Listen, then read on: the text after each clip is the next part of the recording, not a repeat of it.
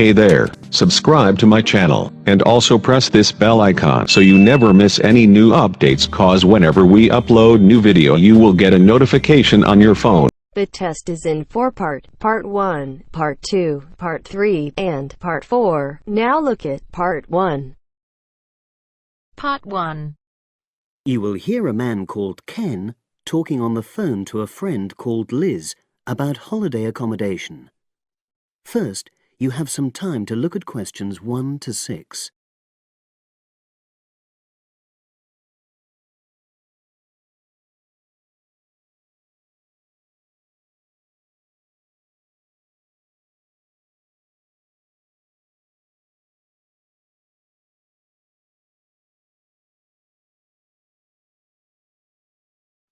Now we shall begin.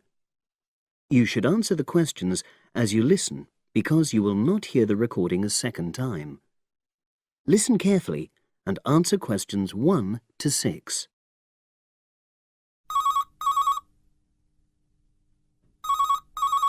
Hello? Hi Liz, it's Ken here. Hi, Ken. Nice to hear from you. Are you...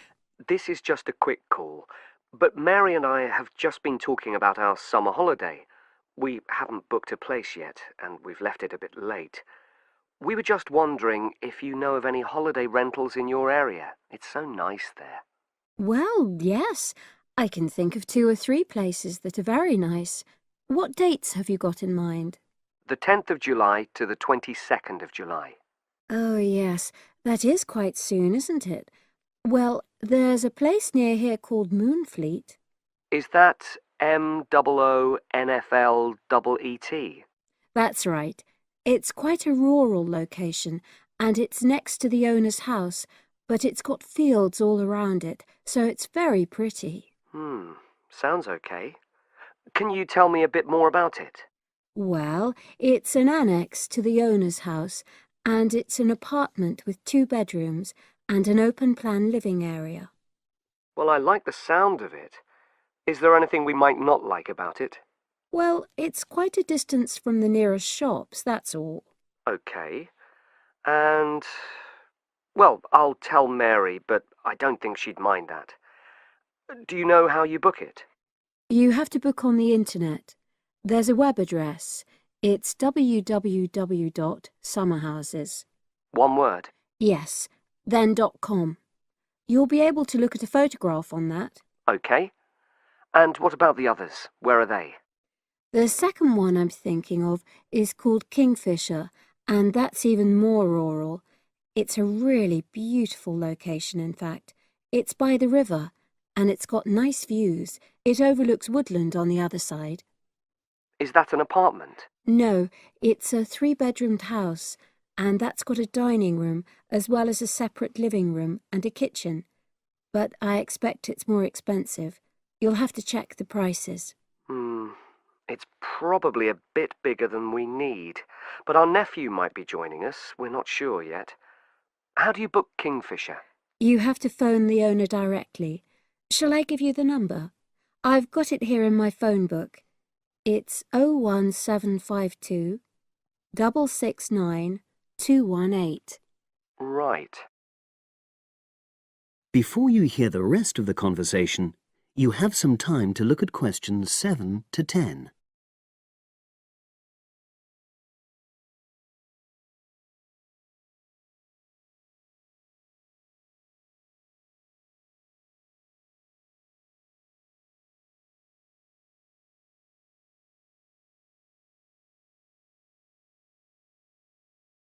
Now listen and answer questions 7 to 10.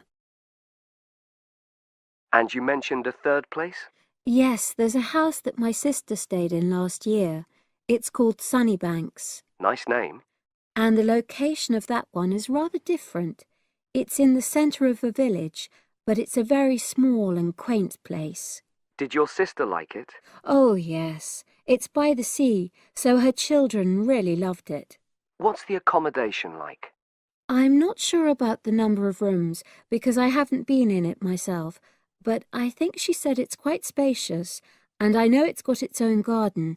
It's not very big, but it's not shared with anyone else, and it's supposed to be very pretty.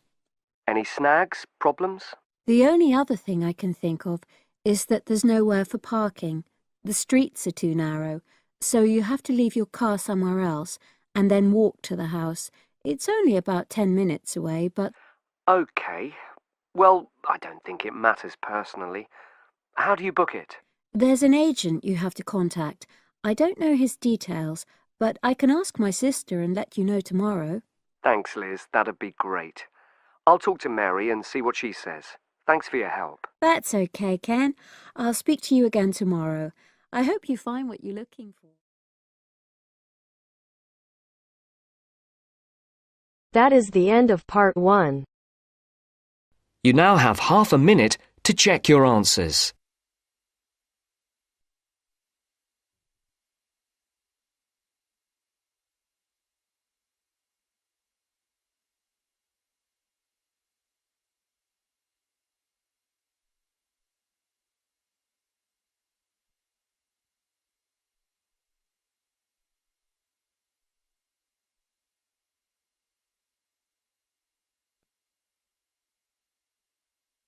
Now turns to part 2.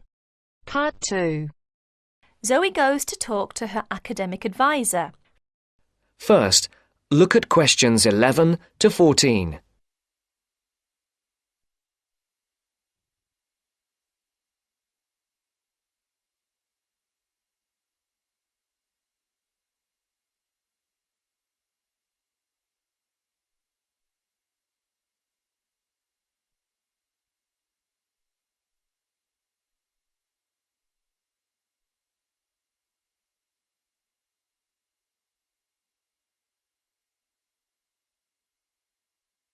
Listen carefully.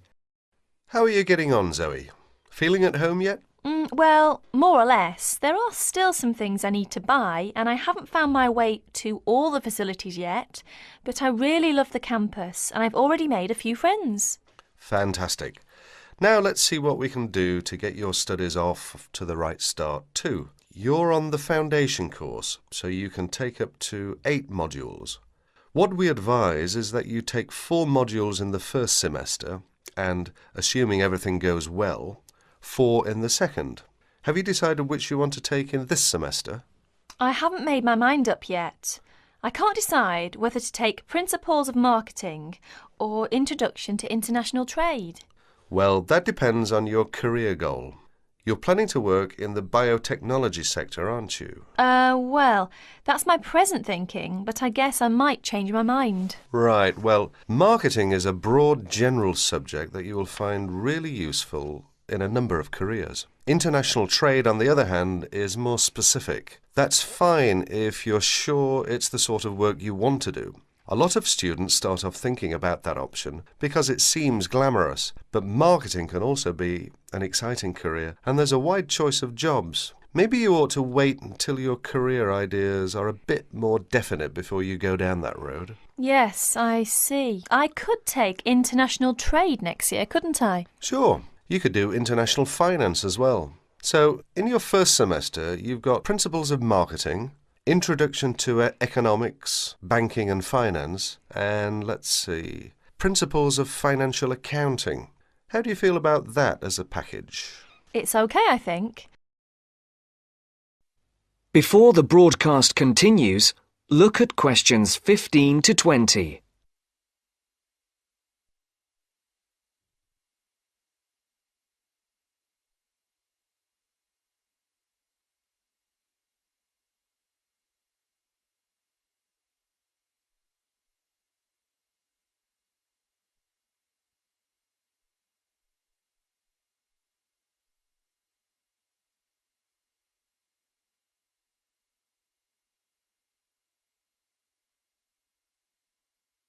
You will now listen to the second part of the talk. But I'm a bit worried about the maths. There'll be some statistics to do, won't there? Basic statistics, yes, but nothing more difficult than your last year of school maths. I know, but our maths syllabus was a bit old-fashioned. Mostly algebra, geometry, trigonometry and stuff, hardly any stats. Right, well, it sounds as if you could do with the maths brush-up course. Can I arrange for you to attend just the classes on statistics, if you like? That'd be great. I didn't want to do the whole of maths again, but the stats classes would make me feel much more confident, thanks. Hang on a minute, there's one more thing. Your English. Now, you know you have to reach a satisfactory standard in English by the end of your first year to be allowed to go on to the main BSc course. Yeah, now I'm in an English-speaking environment and I have to speak English all the time. I'm sure I'll be all right. It certainly helps, but speaking isn't everything. You'll have to get your reading up to the standards where you can understand the books on your course reading list quickly. To get the information and ideas, you need to write your essays. That means you have to develop a high level of comprehension skills. You'll never get through the course material if you try to read the books intensively from cover to cover. That's why our language skills development program gives you a series of graded academic texts to study and answer questions on a limited time. You'll probably find it hard at first, having to work against the clock without a dictionary. How can I improve my skimming and scanning skills? Good question. For that, you'll have to do a range of specially designed exercises. Sometimes these will be from a transparency, because it is often how the lecture material is presented. Sometimes I think I'll never learn all the vocabulary. English is such an enormous language. I know what you mean. English is the biggest language ever, at least 350,000 words. Even Winston Churchill only knew 60,000, so they say. But as an academic student, you can get a lot of help from the academic word list by Avril Coxhead of Victoria University. That's in Wellington, New Zealand. I've studied word lists, of course, but how does this one help? The academic word list is based on a survey of 3.5 million words of academic text. It contains 570 families of the words most commonly found in academic texts. Well, that's apart from the 2,000 most useful words in English. They come in a separate list. You can see copies of both in the library. You said word families. Do you mean words that are similar? In a way, yes. It means that all the different grammatical forms of a word are listed together, so you can see the nouns, verbs, adjectives, forms with prefixes and suffixes and so forth. It'll be clearer when you look at it. Anyway, Avril Coxhead gives you really great hints about how to learn the words, so it shouldn't be too daunting. The trouble is, I tend to forget the words I learn. Well, there are two ways you can tackle that. First, always try to learn the words in a context. Either learn a whole sentence using a word, or learn a phrase that the word typically comes in. We call phrases like that collocations. That's a new one on me. Collocations. I'd better make a note of it. You do that. You can find collocations in most modern dictionaries. Anyway, as I was saying, there's a second study aid I recommend for vocabulary learning. When you get an assignment, take a sheet of paper and write 4 headings. Words I can use, words I can recognise but can't use, words I'm not sure of, words I don't know. Don't bother with the simple words, of course. Then go back after 2 weeks and look at the list again. Can you move any of the words into a better column? That is the end of part 2. You now have half a minute to check your answers.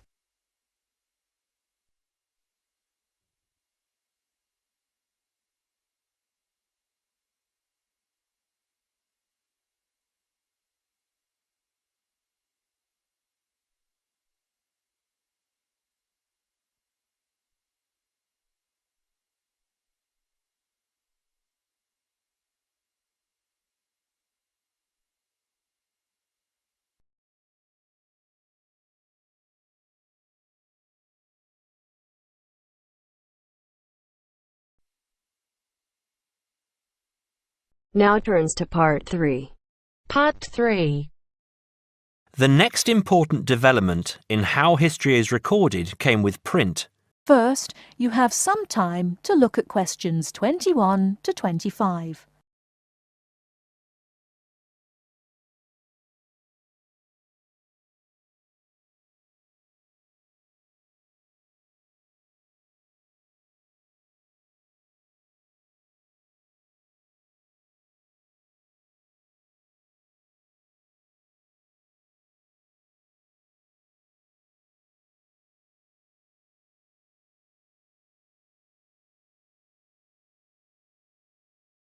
Now listen carefully and answer questions 21 to 25.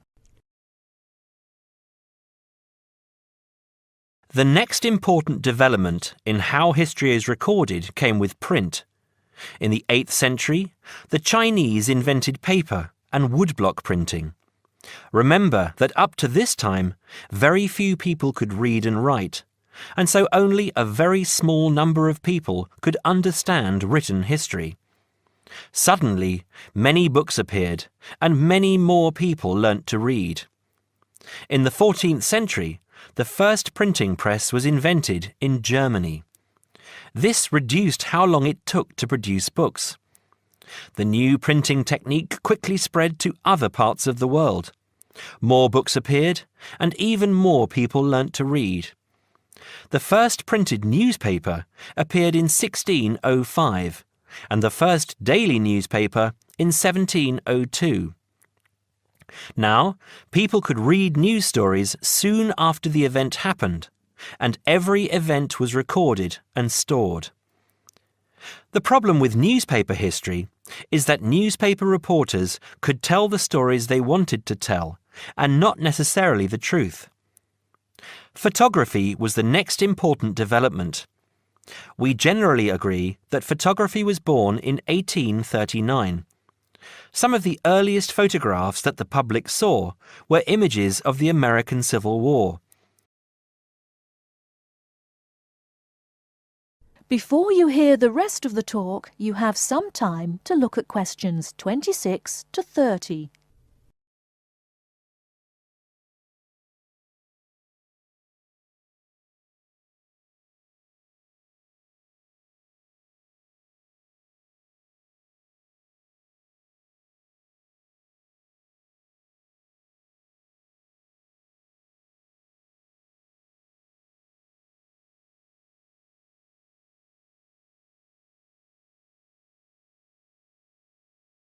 Now listen and answer questions 26 to 30. People were shocked by the photographs of dead soldiers, and for the first time saw the reality of war. By 1850, photographs appeared regularly in newspapers, and people now expected the truth. At the end of the 19th century came the first motion picture camera. Soon, history was being recorded as moving images. In the 1930s, television brought moving images into people's homes. More and more people saw history as it happened, and more history was recorded. Today, of course, we expect that every event in the world is recorded. Satellite TV and the Internet allow people to watch any event, anywhere in the world, as it happens. It doesn't matter if the TV cameras are not there. People carry around mobile phones and can record any incident and then share it online. Families have their own video cameras and record their own history. Children now grow up watching their parents and grandparents on film. I'm sure you'll agree that the transition from storytelling to what we have today has been dramatic, and I hope that...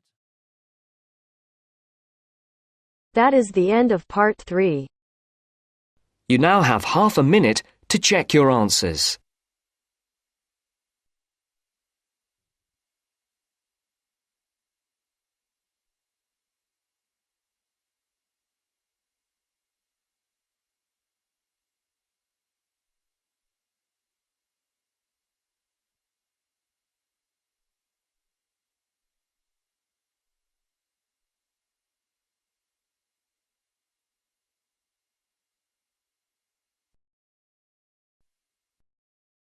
Now turns to part 4. Part 4. You will hear a talk about the pitfalls and pleasures of being a postgraduate student. Look at questions 32 to 37.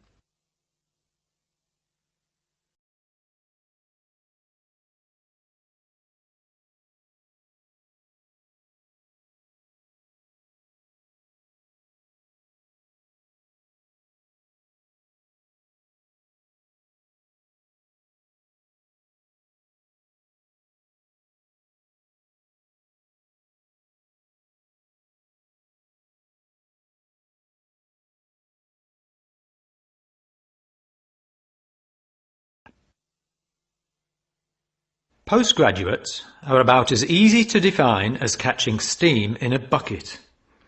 Courses can be vocational, for training, as research, as a preparation for research, or a combination of these.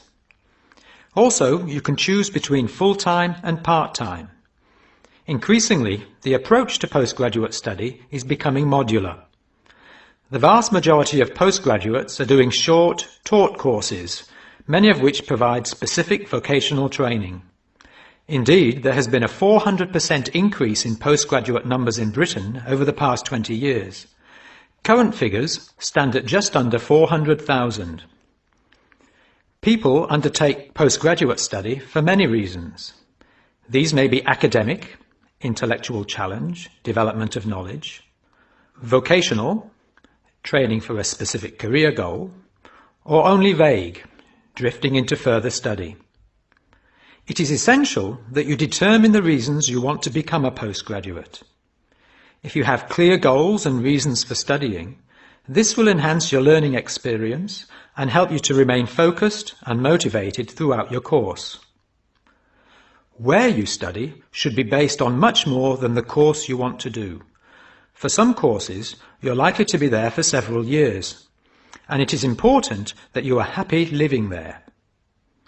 Check also what type of accommodation is available, and whether the institution provides any housing specifically for postgraduates. Choosing an institution and department is a difficult process. To determine quality, do not rely on the reputation of an institution, but find out what the ratings are from the most recent assessment exercises. Find out about the staff, their reputation, competence, enthusiasm, and friendliness. Visit the department if possible and talk to existing postgraduates about their experience, satisfaction, comments and complaints. Be very careful to check how they feel about their supervisors. Also, check what facilities are available, both at an institutional level, for example libraries, laboratory and computing facilities, and in the department, for example study room, desk, photocopying, secretarial support, etc. Everyone will have their own priorities here. I am always anxious to check the computer support available and regard it as slightly more important than library access. Your working environment and the support available to you plays an essential part in making your work as a postgraduate a positive experience. Life as a postgraduate can be very different to your other experiences of education. Things that can distinguish your experience are the level of study, independence of working, intensity of the course, the demands on your time, and often the fact that you're older than the majority of students. These factors can contribute to making you feel isolated. However, there are several ways you can make sure that this is either short-lived or does not happen at all. Many student unions have postgraduate societies that organise social events and may also provide representation for postgraduates to both the student union and the institution. Departments can also help to create a sense of identity and community, and often have discussion groups available. Don't be afraid to talk to staff about any difficulties you might be having. Of course, universities provide counselling services, but we have found that the best advice comes from talking to other postgraduates who may have faced similar difficulties. Look at questions 38 to 40.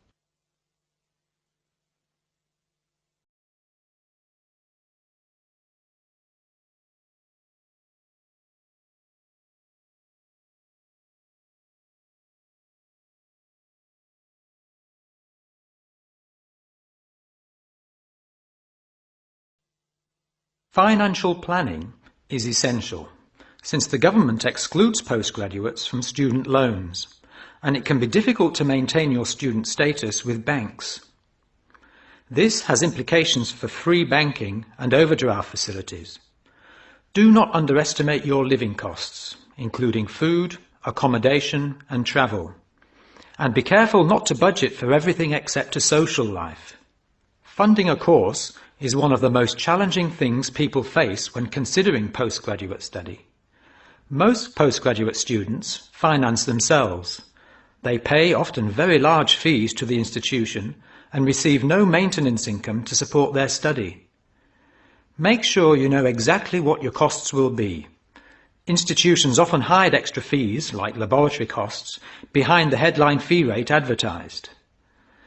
Funding can come from various sources: research councils, charities, trust funds, institutional scholarships, local education authorities, and professional bodies and organisations all offer various levels of funding.